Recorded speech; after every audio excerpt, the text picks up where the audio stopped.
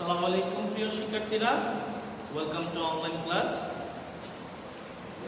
বরাবরের মতো আমি তোমাদের সামনে হাজির। আমি মোহাম্মদ সোহাইল, প্রভাষক, অর্থনীতি বিভাগ, কাজামাল স্কুল অ্যান্ড কলেজ শাখা, চট্টগ্রাম। আজকে তোমাদের সাথে আমি আলোচনা করব অর্থনীতি দ্বিতীয় পত্রের তৃতীয় অধ্যায়, বাংলাদেশের শিল্প নিয়ে। ঠিক আছে, বাংলাদেশের শিল্প, বাংলাদেশ ইন্ডাস্ট্রি। আজকে এখানে আমি তোমাদের সাথে শেয়ার করতে যাচ্ছি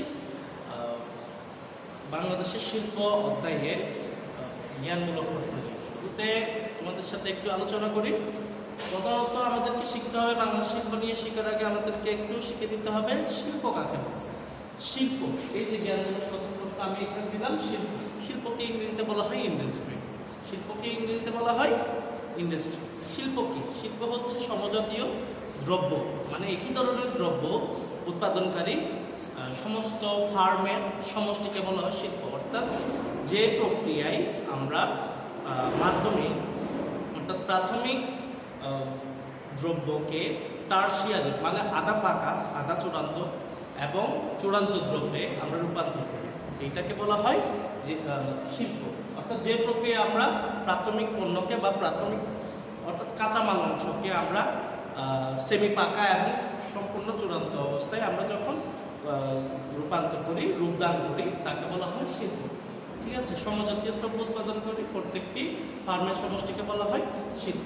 যেমন আছে রেশম, তারপর ঠিক আছে শঙ্খ, ঝিনুক, হ্যাঁ, এগুলো হচ্ছে শিল্পের উদাহরণ। এরপরে শিল্পের মধ্যে আমরা করবো ক্ষুদ্র কুটির শিল্প। ক্ষুদ্র শিল্পকে বলা হয় স্মল ইন্ডাস্ট্রি, আর কুটির শিল্প হচ্ছে কটেজ। কুটির শিল্প হচ্ছে কটেজ ইন্ডাস্ট্রি। শুরু করবো ক্ষুদ্র কুটির শিল্প। ক্ষুদ্র শিল্পকে দুই ভাগে বিভক্ত করা হয়েছে, ম্যানুফ্যাকচারিং এবং নন ম্যানুফ্যাকচারিং, দুইটা ভাগে।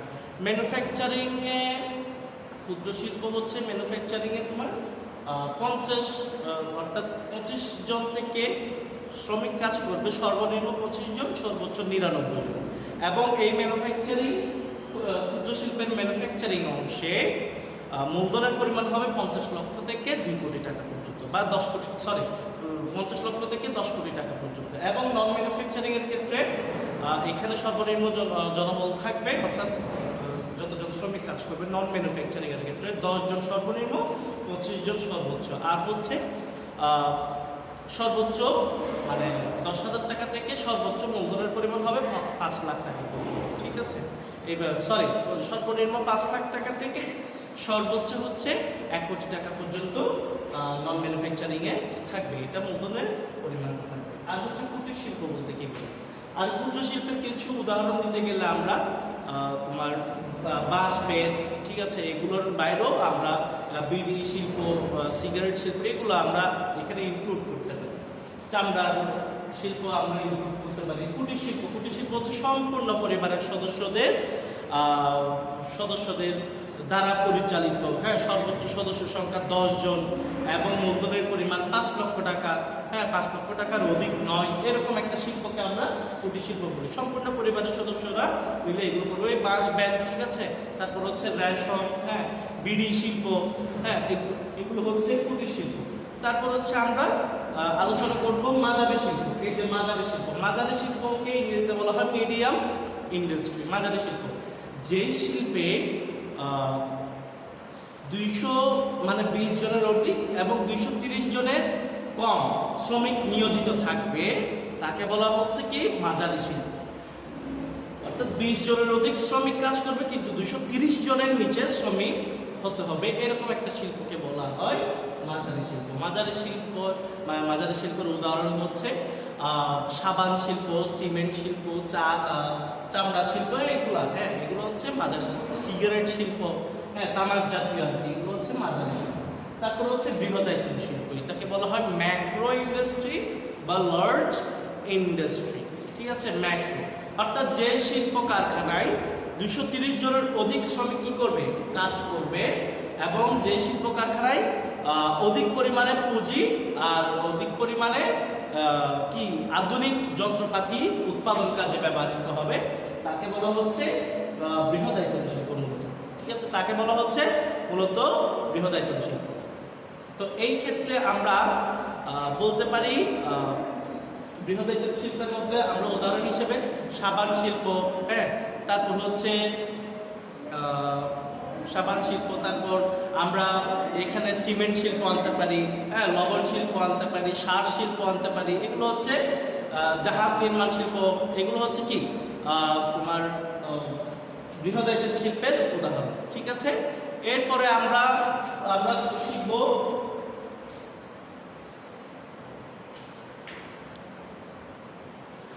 এরপরে হচ্ছে হাইটেক শিল্প নিয়ে আমরা আলোচনা করব। হাইটেক শিল্প হচ্ছে এতে বলা হয় হাইটেক ইন্ডাস্ট্রি। ঠিক আছে, হাইটেক ইন্ডাস্ট্রি মূলত হাইটেক শিল্প হচ্ছে উন্নত প্রযুক্তি এবং পুঁজি নির্ভর একটা শিল্প, যেখানে আইসিটির ব্যবহার হবে, উন্নত প্রযুক্তির, হ্যাঁ, প্রযুক্তি নির্ভর প্রযুক্তি ভিত্তিক একটা শিল্প, পরিবেশ বান্ধব শিল্প, যেখানে কি হবে গবেষণা ও উন্নয়ন নির্ভর একটা এই শিল্পটা শিল্প ব্যবস্থাটা, এটাকে বলা হচ্ছে হাইটেক শিল্প। যেমন জাহাজ ভাঙা শিল্প, হ্যাঁ, পোশাক তৈরি, পোশাক তৈরির ডিজাইন শিল্প, হ্যাঁ, এগুলা। তারপর হচ্ছে ইস্পাত ও রড শিল্প, এগুলা।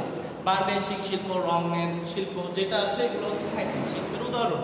তারপর হচ্ছে আমরা সংরক্ষিত শিল্প, 6 নম্বর পয়েন্ট, সংরক্ষিত শিল্প, রিজার্ভ ইন্ডাস্ট্রি নিয়ে আমরা আলোচনা করব। সংরক্ষিত শিল্প হচ্ছে জাতীয় নিরাপত্তার কথা চিন্তা করে সরকার যে সকল শিল্প সরকারের নিয়ন্ত্রণে থাকে, এগুলোকে বলা হচ্ছে সংরক্ষিত শিল্প। যেমন অস্ত্র শস্ত্র, হ্যাঁ, গোলা বারুদ, তারপর হচ্ছে পারমাণবিক শক্তি, তারপর হচ্ছে সামরিক, হ্যাঁ, সাজ সরঞ্জাম যেগুলো আছে, এগুলো হচ্ছে সরকারের নিরাপত্তার জন্য, জাতীয় নিরাপত্তার কথা চিন্তা করে সরকার সংরক্ষিত অবস্থায় থাকে, এগুলো হচ্ছে সংরক্ষিত শিল্পের উদাহরণ। তারপর আমরা অগ্রাধিকার শিল্প নিয়ে আলোচনা করব। অগ্রাধিকার শিল্পকে ইংরেজিতে বলা হয় ট্রাস্ট ইন্ডাস্ট্রি। ঠিক আছে, অগ্রাধিকার শিল্পকে ইংরেজিতে বলা হয় ট্রাস্ট ইন্ডাস্ট্রি।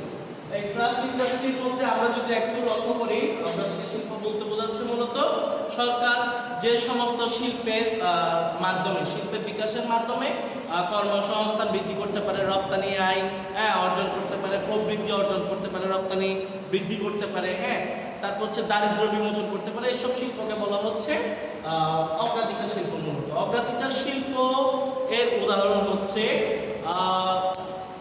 ট্রেড কোর্স চালু করা, নারী শিক্ষা, নারী প্রশিক্ষণ, ঠিক আছে, কর্মমুখী শিক্ষা, তারপরে হচ্ছে খামার বাড়ি করে দেওয়া, পর্যটন শিল্প, এগুলো হচ্ছে অগ্রাধিকার শিল্পের উদাহরণ। এবার হচ্ছে নিয়ন্ত্রিত শিল্প। নিয়ন্ত্রিত শিল্পকে ইংরেজিতে বলা হয় কন্ট্রোলড ইন্ডাস্ট্রি। নিয়ন্ত্রিত শিল্প ইংরেজিতে বলা হয় কন্ট্রোল ইন্ডাস্ট্রি। নিয়ন্ত্রিত শিল্প হচ্ছে মূলত জননিরাপত্তার সাপেক্ষে জনস্বার্থ বিবেচনা করে সরকারের সংশ্লিষ্ট বিভাগের মানে ইয়ার সাপেক্ষে, সংশ্লিষ্ট বিভাগের অগ্রাধিকার সাপেক্ষে নিয়ন্ত্রিত যে শিল্প গড়ে উঠেছে, এটাকে বলা হচ্ছে সংরক্ষিত শিল্প। ঠিক আছে, অর্থাৎ এই ক্ষেত্রে এইসব শিল্পের উদাহরণটা হচ্ছে মনে করো এলিভেটেড এক্সপ্রেসওয়ে, মানে অনুমোদন সরকারের নির্দিষ্ট কিছু অনুমোদন সাপেক্ষে, নির্দিষ্ট বিভাগের অনুমোদন সাপেক্ষে যে শিল্প গড়ে উঠেছে, এগুলো হচ্ছে নিয়ন্ত্রিত শিল্প। যেমন এলিভেটেড এক্সপ্রেসওয়ে, তারপর হচ্ছে ফ্লাইওভার, মেট্রো রেল, হ্যাঁ, এগুলো হচ্ছে নিয়ন্ত্রিত শিল্প। এবার হচ্ছে রপ্তানিমুখী শিল্প নিয়ে আমরা আলোচনা করব। এক্সপোর্ট ওরিয়েন্টেড ইন্ডাস্ট্রি, রপ্তানিমুখী শিল্প, অর্থাৎ যে শিল্প পণ্যের বাজার বিদেশে, অর্থাৎ প্রবাসী বিস্তৃত, যে শিল্পে উৎপাদিত দ্রব্যের চাহিদা বৈদেশিক বাজারে বিদ্যমান, এটাকে বলা হচ্ছে রপ্তানিমুখী শিল্প। এটাকে বলা হচ্ছে রপ্তানিমুখী শিল্প। ঠিক আছে, অর্থাৎ যেটা দিয়ে আমরা একটা দেশ রপ্তানি করে প্রচুর টাকা আয় করতে পারে, এই যে শিল্পের বিকাশের মাধ্যমে, এটাকে বলা হচ্ছে রপ্তানিমুখী শিল্প। যেমন তোমরা জানো, আমরা রপ্তানিমুখী শিল্পের উদাহরণ হচ্ছে পাট শিল্প, হ্যাঁ, চা শিল্প, বস্ত্র শিল্প, তৈরি পোশাক শিল্প, হ্যাঁ, মৎস্য শিল্প, এগুলো হচ্ছে রপ্তানিমুখী শিল্প। এরপর হচ্ছে আমরা আমদানি বিকল্প শিল্প নিয়ে আলোচনা করবো। আমদানি বিকল্প, এক্সপোর্ট সাবস্টিটিউশন ইন্ডাস্ট্রিজ, আমদানি বিকল্প শিল্প, অর্থাৎ যেসব দ্রব্য আমরা আমদানি করি, ওইসব দ্রব্যের উৎপাদন নিজের দেশে সম্পাদন করাকে বলা হয় আমদানি বিকল্প শিল্প। অর্থাৎ যেসব দ্রব্য আমরা আমদানি করি, এর বিকল্প কিছু দ্রব্য আমরা তৈরি করে নেব, নিজের দেশে উৎপাদন করে নেব, এটাকে বলা হচ্ছে আমদানি বিকল্প শিল্প। শিল্প, ঠিক আছে? যেমন কাপড় থাকতে পারে, যন্ত্রপাতি থাকতে পারে, ঠিক আছে? এগুলো হচ্ছে আমদানি বিকল্প শিল্প। এরপরে আমরা শিল্প জাতীয়করণ নিয়ে আমরা আলোচনা করব। 11 নম্বর জ্ঞানমূলক প্রশ্ন, শিল্প জাতীয়করণ। অর্থাৎ জাতীয়করণ মানে হচ্ছে রাষ্ট্রীয়করণ, ন্যাশনালাইজেশন অফ ইন্ডাস্ট্রি, ইংরেজিতে বলা হয় ন্যাশনালাইজেশন অফ ইন্ডাস্ট্রি। শিল্পের জাতীয়করণ নিয়ে আমরা একটু কথা বলতে গেলে এখানে প্রথমত বলতে হবে অর্থাৎ ব্যক্তিগত মালিকানা থেকে এবং পরিচালনা থেকে রাষ্ট্রীয় মালিকানা বা সরকারি মালিকানা বা পরিচালনাধীন যেসব প্রতিষ্ঠানকে আমরা করে থাকি এটাকে বলা হচ্ছে রাষ্ট্রীয়করণ বা শিল্পের জাতীয়করণ। এটাকে বলা হচ্ছে শিল্পের জাতীয়করণ, ন্যাশনালাইজেশন অফ ইন্ডাস্ট্রি, ঠিক আছে? এরপরে আমরা সরকারি বেসরকারি অংশীদারিত্ব নিয়ে আলোচনা করবো। মূলত এগুলোকে বিবিআই দিতে হবে কারণ এগুলো বেশি আসে। সরকারি বেসরকারি অংশীদারিত্ব এটাকে বলা হয় প্রাইভেট সরকারি, পাবলিক বেসরকারি প্রাইভেট, আর অংশীদারিত্বকে বলা হচ্ছে পার্টনারশিপ, পিপিপি। আমরা বলি সংক্ষেপে পিপিপি, বলতে বলা হয় PPP, public private partnership, PPP, ঠিক আছে? অর্থাৎ যেসব সরকারি ও বেসরকারি যৌথ উদ্যোগে যেসব শিল্প পরিচালিত হয় এগুলোকে বলা হয় সরকারি বেসরকারি অংশীদারিত্ব শিল্প। অর্থাৎ মালিকানা উভয় থাকে।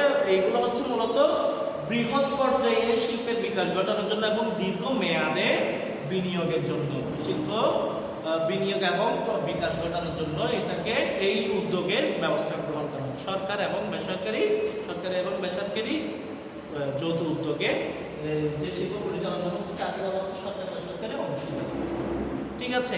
আজকে জ্ঞানমূলক এই পর্যন্ত শেষ। আমরা এবার আলোচনা করবো অনুধাবনমূলক প্রশ্ন নিয়ে। ফার্ম ও শিল্পের মধ্যে পার্থক্য একটু বেশি আছে, বিবিআই দিতে হবে, প্রায় ভোরে এই প্রশ্নটা আসছে। ফার্ম ও শিল্পের মধ্যে পার্থক্য, ফার্ম কাকে বলে মূলত বলতে হবে। ফার্ম হচ্ছে একই দ্রব্য বা সমজাতীয় দ্রব্য উৎপাদনকারী প্রত্যেকটি প্রতিষ্ঠানের একটি এককে বলা হচ্ছে ফার্ম। অর্থাৎ একই ধরনের দ্রব্য উৎপাদন করছে। মনে করো সাবানের ক্ষেত্রে 37 গৌলা সাবান আছে, লাক্স সাবান আছে, তারপর হচ্ছে তোমার কেয়া সাবান আছে, স্যান্ডেলিনা সাবান আছে, অনেক ধরনের সাবান আছে। কলমের ক্ষেত্রে দেখো ইকোনো কলম আছে, হ্যাঁ, হাই স্কুল কলম আছে, ম্যাটাডোর কলম আছে, ঠিক আছে, আইটিন কলম আছে, অনেক ধরনের আমরা কলম দেখি। এই সমজাতীয় দ্রব্য উৎপাদনকারী একই ধরনের দ্রব্য, কলম একই ধরনের দ্রব্য সাবান উৎপাদন করতেছে, কিন্তু কোম্পানি বা এককগুলো হচ্ছে আলাদা আলাদা। অর্থাৎ ইকোনো একটা কলম দ্রব্য উৎপাদন করে, এই একটি কলম একই জাতীয় দ্রব্য উৎপাদনকারী প্রতিষ্ঠানের সমষ্টিকে বলা হয়, অর্থাৎ প্রতিষ্ঠানের একক প্রতিষ্ঠানটাকে বলা হয় ফার্ম, এবং এইসব প্রতিষ্ঠানের সমষ্টিকে বলা হচ্ছে শিল্প। অর্থাৎ সমজাতীয় দ্রব্য বা এক জাতীয় দ্রব্য উৎপাদনকারী প্রত্যেকটি প্রতিষ্ঠানের সমষ্টি মানে হচ্ছে সবার যোগফলকে বলা হচ্ছে শিল্প। আশা করি সবাই বুঝছো। ফার্ম হচ্ছে মনে করো ইকোনো কলম, সাকিব কলম, আইটিন কলম, ম্যাটাডোর কলম, হ্যাঁ, এগুলো হচ্ছে ফার্ম। আইটিন, ম্যাটাডোর, হ্যাঁ, সাকিব, তারপর হচ্ছে ইকোনো, সব কলমের কোম্পানিকে যদি আমি একত্র করি, ফার্ম করলে একত্র করলে হয় কি কলম শিল্প। শাহ সিমেন্ট উৎপাদনকারী প্রতিষ্ঠান Shah cement, S Alam cement, তারপর হচ্ছে রয়্যাল সিমেন্ট, তারপর হচ্ছে রুবি সিমেন্ট, সবগুলো হচ্ছে এক একটা ফার্ম। এবার Ruby cement, S Alam cement, Shah cement, confidence cement সবগুলোকে যদি আমি একত্র করি এটাকে বলা হয় শিল্প। আশা করি পার্থক্যটা বুঝতে পেরেছো, ঠিক আছে? তাহলে এরপর আমরা আলোচনা করবো কিভাবে কুটির শিল্পকে ক্ষুদ্র শিল্প হতে পৃথক করা যায়। এটাও বিবিআই দেখো, আমি কিন্তু তিনটার বেশি প্রশ্ন দিই নাই, কারণ এই তিনটে ঘুরে ফিরে বেশি আসে, যার কারণে এগুলো নিয়ে আমরা একটু আলোচনা করছি। কিভাবে কুটির শিল্পকে ক্ষুদ্র শিল্প হতে পৃথক করা যায়, তাহলে আমরা একটু ডেফিনিশন লিখতে হবে। কুটির শিল্প কি, ক্ষুদ্র শিল্প কি, কিভাবে কুটির শিল্পকে ক্ষুদ্র শিল্প হতে পৃথক করা যায়। ক্ষুদ্র শিল্প ম্যানুফ্যাকচারিং, নন ম্যানুফ্যাকচারিং নিয়ে দুইটা ভাগে বিভক্ত। ম্যানুফ্যাকচারিং এর ক্ষেত্রে আমি অবশ্যই আগেও বললাম 25 জন সর্বনিম্ন শ্রমিক থাকবে, 99 জন কি থাকবে সর্বোচ্চ শ্রমিক থাকবে ম্যানুফ্যাকচারিং এর ক্ষেত্রে। 50 লক্ষ টাকা সর্বনিম্ন আর 10 কোটি টাকা হচ্ছে সর্বোচ্চ মজুরি। নন ম্যানুফ্যাকচারিং এর ক্ষেত্রে সর্বনিম্ন 10 জন, সর্বোচ্চ 25 জন শ্রমিক থাকবে, আর 5 লক্ষ টাকা সর্বনিম্ন 2 কোটি টাকা হচ্ছে সর্বোচ্চ। ঠিক আছে, এইরকম মূলধন থাকবে।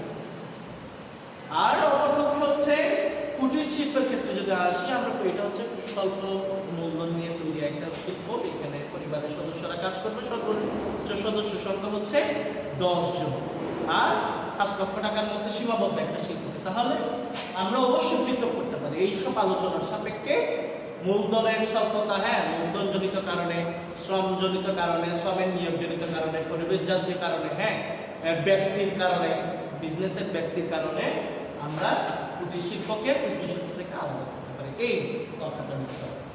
এরপর হচ্ছে বৈদেশিক বাণিজ্যে তৈরি পোশাক শিল্পের ভূমিকা কি কি? বৈদেশিক বাণিজ্যে তৈরি পোশাক শিল্পের ভূমিকা কি কি? প্রধান 2টা ভূমিকা লিখব, কারণ এগুলো জ্ঞানমূলক, অনুধাবনমূলক প্রশ্ন। 2 নম্বরের জন্য 2টা বৈশিষ্ট্য লিখব। এক হচ্ছে বৈদেশিক বাণিজ্যে তৈরি পোশাক শিল্পের ভূমিকার মধ্যে 1 নম্বর ভূমিকা হচ্ছে তৈরি পোশাক শিল্প রপ্তানির, এখন দেশের রপ্তানির 75 থেকে 82% পর্যন্ত রপ্তানি আয় কিসের মাধ্যমে হবে? তৈরি পোশাক শিল্পের মাধ্যমে হবে, একটা বৈশিষ্ট্য। দ্বিতীয় বৈশিষ্ট্যটা হচ্ছে তৈরি পোশাক শিল্পের রপ্তানি আয় বৃদ্ধির কারণে ওই শিল্পে আমাদের কি হচ্ছে? এখানে শ্রম নিয়োজিত হচ্ছে, একদম গ্রামীণ পর্যায়ে অনুন্নত এরিয়ার লোকেদের কর্মসংস্থানের সৃষ্টি হচ্ছে। তাহলে বৈদেশিক বাণিজ্যে তৈরি পোশাক শিল্পের 2টা ভূমিকা হচ্ছে কর্মসংস্থান সৃষ্টি, আর দেশের কি হচ্ছে? রপ্তানি আয় বৃদ্ধি পাচ্ছে, অর্থনৈতিক প্রবৃদ্ধি অর্জন করছে।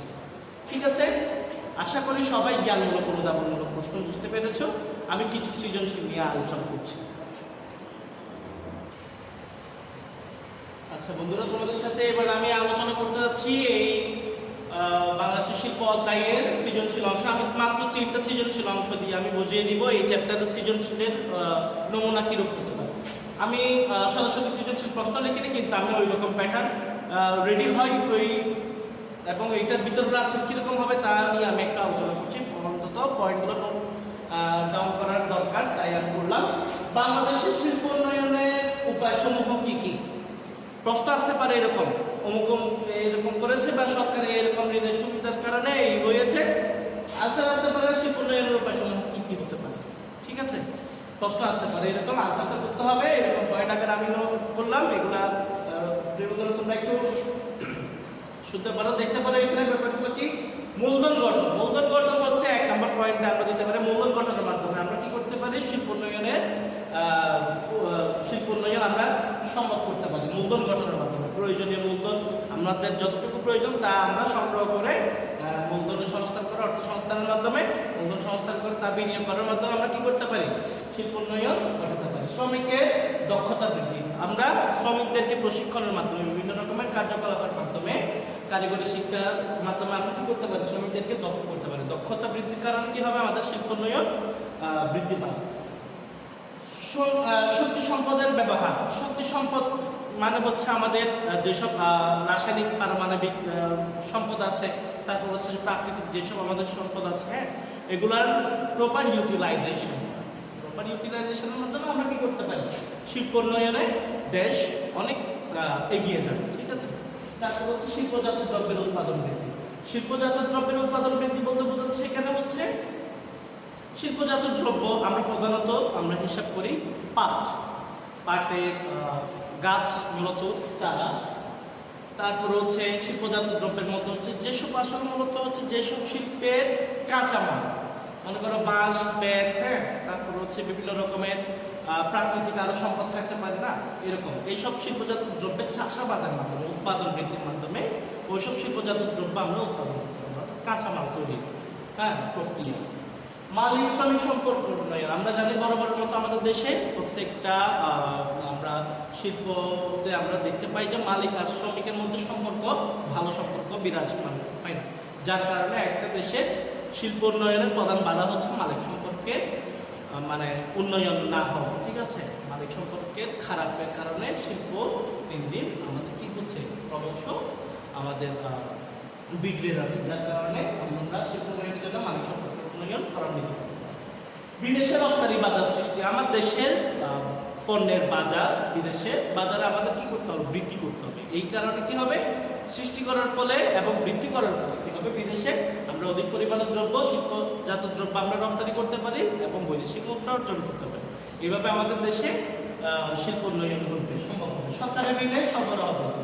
আমাদের দেশে সরকার যদি শিল্পের পেছনে উদ্যোক্তাদেরকে সহজ সুদে এবং সহজ কিস্তিতে যদি ঋণ প্রদান করে, তাহলে কি হবে, দেশে শিল্পজাত দ্রব্যের অধিক উৎপাদন হবে এবং শিল্প উন্নয়নে ত্বরান্বিত হবে। এবার দ্বিতীয়ত প্রশ্ন হচ্ছে, আমরা বাংলাদেশের শিল্পের অনুন্নতির কারণসমূহ কি কি? যেসব পয়েন্ট এখানে আছে এগুলো এখানে না আওয়াজটা প্রকাশ হবে। 1 নম্বর কারণ হচ্ছে উপনিবেশিক সরকারের অবদান। উপনিবেশিক ব্রিটিশ সরকারের সময় আমাদের দেশে অনেক পরিমাণে এখনো পর্যন্ত ন্যাচারাল রিসোর্স ছিল, এগুলো তারা ভোগ করতে ব্যবহার করতো। একটা সময় তারা কি করলো, আমাদের দেশে যত প্রাকৃতিক সম্পদ আছে সব তারা মানে কি করলো, তারা এগুলোর ইউটিলাইজেশন করার মাধ্যমে আমাদেরকে শ্রমিক বানিয়ে আমাদের দেশের সম্পদ তারা কি করতো, তাদের রিজার্ভে এগুলো তারা জমা করে রাখতো, তারা এগুলো কি করতো, ভোগ করতো। কিন্তু আমরা আমাদের দেশের সম্পদ আমরা কি করতে পারতাম না, আমরা উত্তোলন করতে পারতাম না। উপনিবেশিক সরকারের কিছু অবহেলায় তারা আমাদেরকে গোলাম বানিয়ে রেখেছিল। ঠিক আছে, ভারত মহাদেশের যেসব অঞ্চল আছে এগুলোতে আমরা শ্রমিক হিসাবে নিজের দেশের সম্পদ আমরা কি করতে পারতাম না, জ্ঞান প্রযুক্তি উন্নত না থাকার কারণে আমরা নিজেরা কলুর বলদের মতো কাজ করতাম। তাদেরকে আমরা মূলত আরো কি দিতাম, খাজনা দিতাম বিনিময়ে। এই উপনিবেশিক সরকারের অবহেলার কারণে বাংলাদেশের শিল্পের কিছু উন্নয়ন মানে ঘটেছে। পাকিস্তানিদের শাসন শোষণ বরাবরের মতো ব্রিটিশদের চেয়ে পাকিস্তানিরা কোনো অংশ কম ছিল না, বাংলাদেশকে তারা শাসন এবং শোষণ করেছে। ঠিক আছে, অনেক দীর্ঘ প্রায় 24 বছর তারা আমাদেরকে শাসন শোষণ করার মাধ্যমে, লাঞ্ছনার মাধ্যমে, বিভিন্ন রকমের অবহেলার মাধ্যমে আমাদেরকে তারা রেখেছে। এইসব কারণে আমাদের শিল্প উন্নয়নের দিক দিয়ে এগিয়ে যায়নি। এই কারণে শিল্পের দিক দিয়ে আমরা উন্নত। মুঘলের সভ্যতা, মুঘলের বরাবরের মতো ব্রিটিশ এবং পাকিস্তান দুইটা যখন আমাদেরকে 200 বছর আর 24 বছর যদি আমাদেরকে শাসন এবং শোষণ করে, আমার দেশে একটা দেশে শাসন করে মানে অত বেশি সম্পদ থাকার কথা না, তবুও আমরা উন্নয়নশীল দেশে পদার্পণ করেছি। দেশরত্ন মাননীয় প্রধানমন্ত্রী শেখ হাসিনার নেতৃত্বে, বরিষ্ঠ নেতৃত্বে আমরা এখন বর্তমানে আমরা উন্নয়নশীল দেশে পদার্পণ করেছি।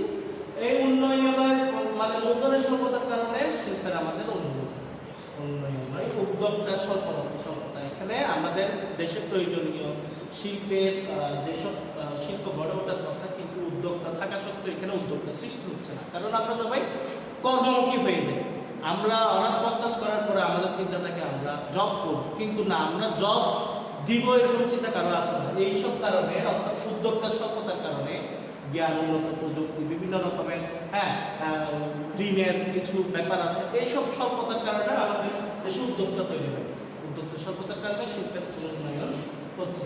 কারিগরি জ্ঞানের স্বল্পতা, এই যে বড় মতো, ঠিক আছে, আমি অনার্স মাস্টার্স করে কি হবে, আমাদের কারিগরি জ্ঞানের অভাব। ঠিক আছে, আমাদের দেশে কারিগরি জ্ঞানের অভাব, যারা শিল্পে আবার নিয়োজিত আছে ওইসব শ্রমিকেরও কারিগরি জ্ঞানের অভাব। এই স্বল্পতার কারণে দেশ কি হচ্ছে না, শিল্প উন্নয়ন ঘটছে না। উন্নত প্রযুক্তির স্বল্পতা, স্বাভাবিকভাবে আমাদের দেশে ইউরোপের তুলনায়, বিদেশিদের তুলনায় আমাদের দেশে শিল্পের প্রযুক্তি থাকলে উন্নত প্রযুক্তি আমাদের দেশে আমরা ব্যবহার করতে পারি না। ব্যবহার করতে না পারার কারণটা হলো কি, আমাদের দেশ শিল্প উন্নয়নে আমাদের দেশে ব্যাঘাত ঘটছে। এরপর হচ্ছে শক্তি সম্পদের স্বল্পতা। স্বাভাবিকভাবে পাওয়ার রিসোর্স আমাদের দেশে গ্যাস, কয়লা, বিদ্যুৎ, এগুলো থাকা সত্ত্বেও আমরা কি করতে পারি, এগুলোর প্রপার ইউটিলাইজেশন আমরা করতে জানি না।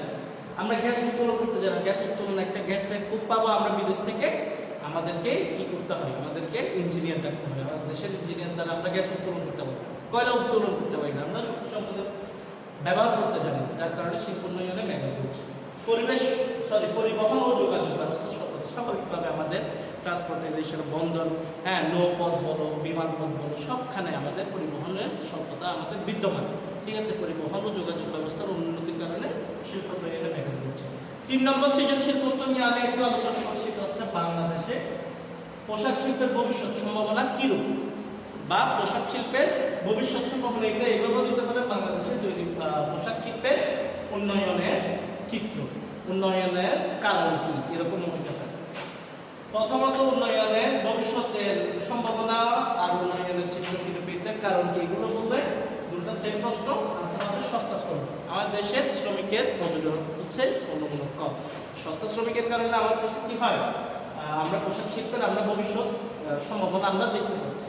ঠিক আছে, সস্তা শ্রমিকের কারণে ঋণের সুবিধা সচরাচরভাবে আমরা এখন গভর্নমেন্ট থেকে আমরা সহজ যাতে আমরা কি করতে পারি, বিভিন্ন রকমের ব্যাংক, সরকারি বেসরকারি প্রতিষ্ঠান, আর্থিক প্রতিষ্ঠান থেকে আমরা কি করতে পারতেছি, ঋণের সুবিধাটা আমরা করতে পারতেছি, যার কারণে একটা ভবিষ্যতে একটা ভালো সম্ভাবনা আমরা দেখতে পাচ্ছি।